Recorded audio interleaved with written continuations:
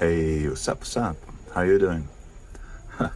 Here we have again one great Panasonic DAT, Digital Audio Tape Deck Professional, SV-3700. I don't like to make another video with the same unit, but since this one is really in great condition, I decided, yeah, why not? I mean, it's really almost like new. There is a little bit of color fade here, but yeah, display is crispy clear, crisp and clear. Right now I'm recording one tape.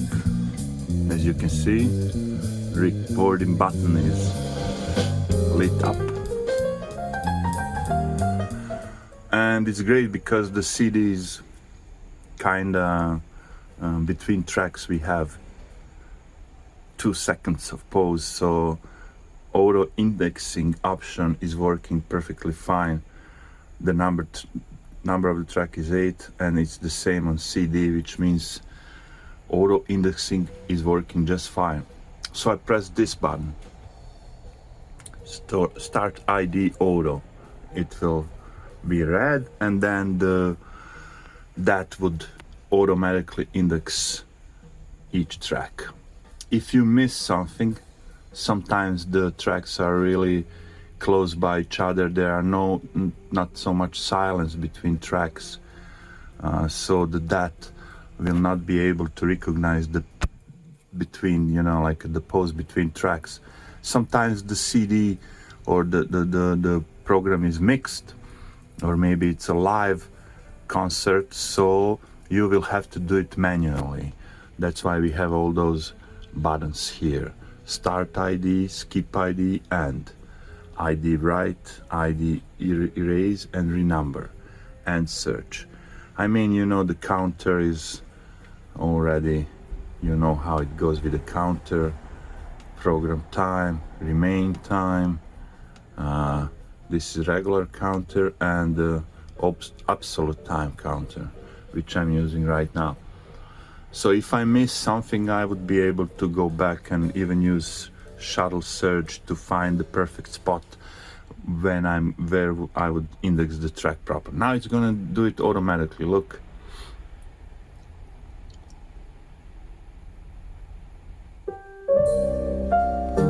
Start ID, track number 9. Exactly as it on CD. So this unit is more like for home use. There is no rack, but is a professional unit that most of the people would use in a professional environment, such as recording studios. But they are like a HiFi legs. I don't know if you can see it. HiFi legs. I call it HiFi legs. It's really in very good condition, maybe a couple of scratches, but it's the clothes that you can get like new in these days, and it's working perfectly, which is probably most important thing. Before the recording, I tested it for playback, so I got like 8 or 7 tapes. All of them are recorded on different unit, so even on this, let's say the same model but different unit. So I was able to compare all those recordings, and this Panasonic needed a little bit of adjustment, head azimuth adjustment, of course, lubrication, servicing, all that stuff. But after all this done, when I was testing tapes, I found that the drum azimuth was a little bit off, and then I tried it took me like a couple of hours because I don't have an oscilloscope to do it on the oscilloscope. But again, this unit will show you error code. There is like a secret menu, then you can see the error code for the heads, but you don't need that basically because there is a red cleaning light. If the heads are not aligned and the head is clean, that cleaning light will, constantly blink, and then you're gonna be annoyed, but the sound will be still good. So it's a kind of tricky. That cleaning light is basically should show up only when you need to clean your head. But if the cleaning light is showing up on one tape, and when you put another tape is not showing up, then it's kind of, you see that it's the light is not exactly showing you when you need to clean the head. It's more like a showing you, this tape may be a little bit out of azimuth, slightly not recorded on the same machine. If you record it on this machine, everything will always be perfectly fine. But let's say you have a bunch of tapes recorded on Sony, on Tascam, on some other units. That's what I'm talking about. And finally, this unit can play all of them without caution light, cleaning light, and stuff like that. Yeah, you will see oscillation between error codes on the tapes because of course they are recorded on different machines. But let's say that if you play Tascam and Sony tapes here, they will be almost perfectly fine. I'll try to demonstrate later how to enter in that secret, let's say secret menu. It's not that secret. You will find online instruction for it.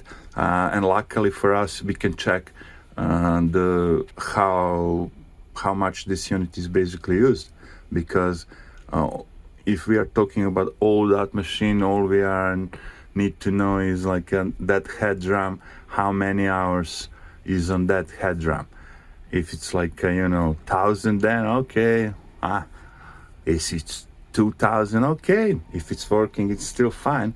But let's say you would like to see 100 hours, 200 hours, like a lower, like if it's under 300 hours, then wow, I got a new DAT. You got yourself a new DAT, you know what I mean? And it looks good, all works perfectly fine. So yeah, I like this unit. Let's say I'm gonna ask for a top price for this unit because it's in mint condition, and if I don't sell it for the price I'm asking for it, I'm gonna keep it for myself because it's working on top notch. Yeah, and it's the only thing that we need to I need to explain is like this is professional unit, and usually it's meant to be used in recording studios, maybe TV stations, radio stations. That's why we have a, let's say, professional output section at the back, input and output section. So we will not see RCA output, analog input RCA. We're not gonna see those. We're gonna have professional inputs, like a digital. You have a coaxial digital input and output, but that's like all that you will find in a regular, commercial use. That's if you buy Sony is more like doesn't have any of those professional. This unit, of course, doesn't have any of those professional input-out connectors, but it has RCA, which is more common, or like HiFi components. This unit needs to be connected with a different bunch of cables, XLR and whatever, so you can't connect it right away in your amplifier unless your amplifier or receiver has a digital input, optical or coaxial. If your amplifier or like a stereo receiver or your computer audio card, most of them they have digital inputs, then you're good. You just need a cable, like a regular coaxial cable or optical cable, and you can connect it with digital connection. You don't need RCA connection, analog connection at all. But let's say you want to record maybe analog stuff, then you need to use professional cables. Let's say like that. So you have to have that on mind when you're buying professional equipment. Even if they don't have rack mount on the side, you still need to check on the back what kind of connection you have and what you're gonna use. So yeah, I'll test this one a little bit more and then I'm gonna finish up this video. That's gonna happen. The most important thing for a future buyer or user is that he or she can be, you know, sure that whatever their tape collection is, old Sony, old Tascam, no matter what, this unit will play it. What could happen, the worst condition is like at the end of the tape it will show up cleaning or something like that, you know, maybe on some tracks, but don't worry about it, you know, as soon as you put another tape it will be just fine. It's just compatibility between manufacturers. Panasonic, Sony, Tascam is TIC actually, so when you say Tascam it's like you say TIC. All right, let's see how it goes. Almost there. The CD is almost at the end. All right, now I entered the, let's say, secret mode, and the display is showing me like something different. And how to enter into that mode is like simply holding those two counter, mode and reset, together, and then press pause, because my hand is not that, I cannot stretch it. I did it already, so I press those two and then pause, and then we have this on display.